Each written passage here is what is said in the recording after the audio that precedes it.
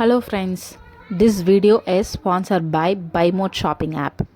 சுதந்திர இந்தியாவின் முதல் பிரதமர் பண்டிட் ஜவஹர்லால் நேரு அவர்கள்.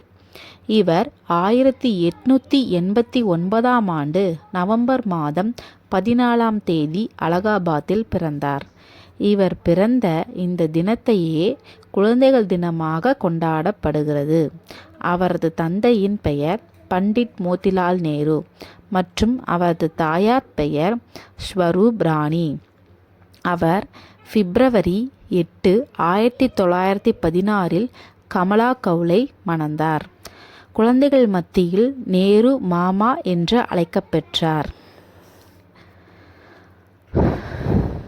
இங்கிலாந்தில் உள்ள ஹர்ரோவில் பள்ளிப்படிப்பை முடித்தார். கேம்பிரிட்ஜில் உள்ள ட்ரினிட்டி கல்லூரியில் பட்டப்படிப்பை முடித்தார். 1912 லண்டனில் சட்டம் பயின்று பாரிஸ்டர் பட்டம் பெற்றார். டிஸ்கவரி ஆஃப் இந்தியா என்ற சுயசரிதையை எழுதினார்.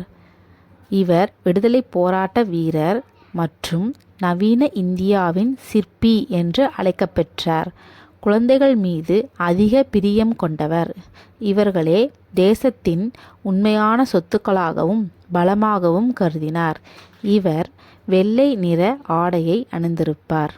தனது சட்டையில் ரோஜா பூவை வைத்திருப்பார். இவரது மகளின் பெயர் இந்திரா பிரியதர்ஷினி.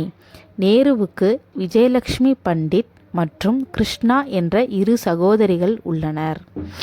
குழந்தைகள் தினத்தையொட்டி பள்ளி கல்லூரிகளில் குழந்தைகளுக்கான நடனம், நாடகம், பேச்சு, கட்டுரை போட்டி என பலவிதமான நிகழ்ச்சிகள் நடைபெறும்.